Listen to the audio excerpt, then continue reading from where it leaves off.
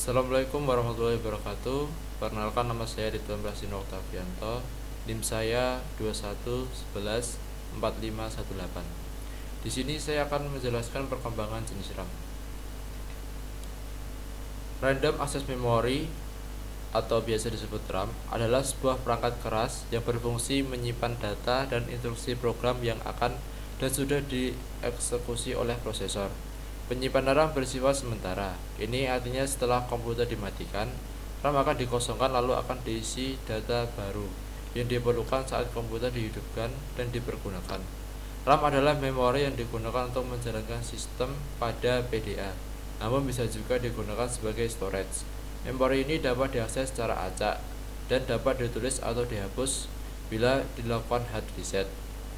Bila dilakukan hard reset, maka semua data yang ada akan hilang semua.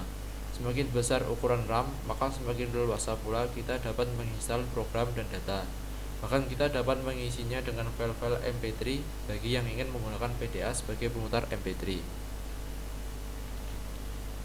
Adapun perkembangan jenis-jenis RAM.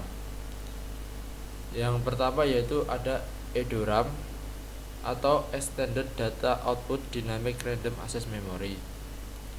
EDORAM ini muncul sekitar tahun 1995.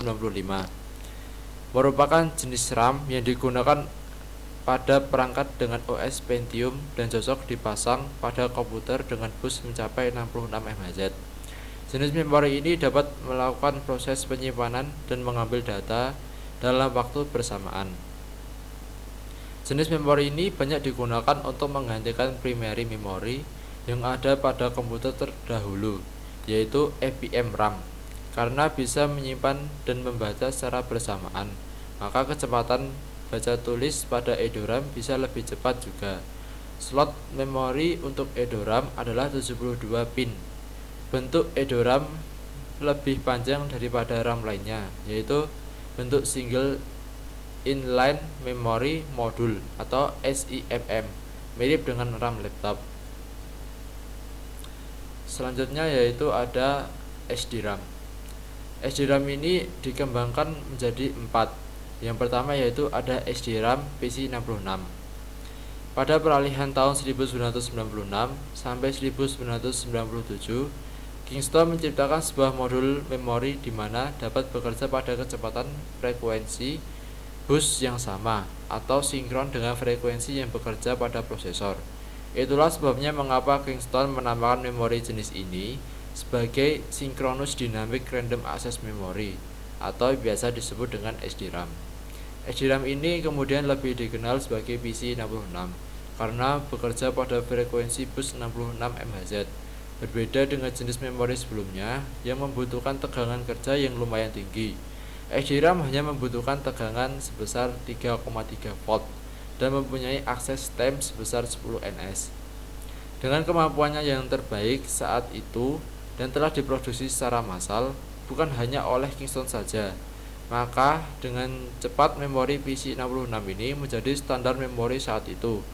Sistem berbasis prosesor soket 7 seperti Intel Pentium Classic maupun kompatibelnya dari AMD, Winchip, IDT, dan sebagainya dapat bekerja sangat cepat dengan menggunakan memori PC66 ini.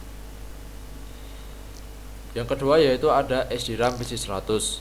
Selang kurun waktu setahun setelah PC66 diproduksi dan digunakan secara massal, Intel membuat standar baru jenis memori yang merupakan pengembangan dari memori PC66. Standar baru ini diciptakan oleh Intel untuk mengimbangi sistem chipset 100i440BX dengan sistem slot 1 yang juga diciptakan Intel. Chipset ini didesain untuk dapat bekerja pada frekuensi bus sebesar 100 MHz. Chipset ini sekaligus dikembangkan oleh Intel untuk dipasangkan dengan prosesor terbaru Intel Pentium 2 yang bekerja pada bus 100 MHz. Karena bus sistem bekerja pada frekuensi 100 MHz, sementara Intel tetap menginginkan untuk menggunakan sistem memori SDRAM, maka dikembangkanlah memori SDRAM yang dapat bekerja pada frekuensi bus 100 MHz. Seperti pendahulunya PC66, memori SDRAM ini kemudian dikenal dengan sebutan PC100. dengan menggunakan tegangan kerja sebesar 3,3 volt. Selanjutnya yaitu ada SDRAM PC 133. Selain dikembangkan memori SDRAM PC 800 pada tahun 1999, memori SDRAM belumlah ditinggalkan begitu saja, bahkan oleh Viking, malah semakin ditingkatkan kemampuannya. Sesuai dengan namanya, memori SDRAM PC 133 ini bekerja pada bus berfrekuensi 133 MHz dengan access time sebesar 7,5 ns dan mampu mengalirkan data sebesar 1,06 GB per detiknya. Yang terakhir yaitu ada SDRAM PC 150. Perkembangan memori SDRAM ini semakin menjadi-jadi setelah Måneskin pada tahun 2000 berhasil mengembangkan chip memori yang mampu bekerja pada frekuensi bus 150 MHz. Walaupun sebenarnya belum ada standar resmi mengenai frekuensi bus sistem atau chipset sebesar ini. Masih dengan tegangan kerja sebesar 3,3 volt, memori PC 150 mempunyai akses time sebesar 7 ns dan mampu mengalirkan data sebesar 1,28 GB per detiknya. Yang terakhir yaitu ada DDRAM atau Double Rate Random Access Memory. DDR-RAM merupakan jenis RAM dengan teknologi lanjutan dari SDRAM. RAM ini mampu menjalankan dua instruksi sekaligus dalam satuan waktu yang sama. Jenis RAM ini mempunyai kapasitas 184 pin dan mengkonsumsi daya listrik yang lebih rendah. DDR-RAM ini juga memiliki generasi terbaru yaitu DDR2, DDR3, DDR4. Merupakan pengembangan dari DDR-RAM. Jenis RAM ini banyak digunakan untuk laptop, berfungsi untuk menghemat daya listrik dan lebih maksimal dengan kecepatan tinggi. Untuk kapasitas memori jenis ini pun cukup besar, hingga 16 GB per chipnya. Chip memori SDRAM hanya memanfaatkan sisi munculnya sinyal untuk transfer data, sedangkan DDR-RAM mentransfer data pada kedua sisi naik dan turun dari sinyal clock. Oleh karena itu, DDR-RAM pada dasarnya 2 kali lebih cepat daripada SDRAM.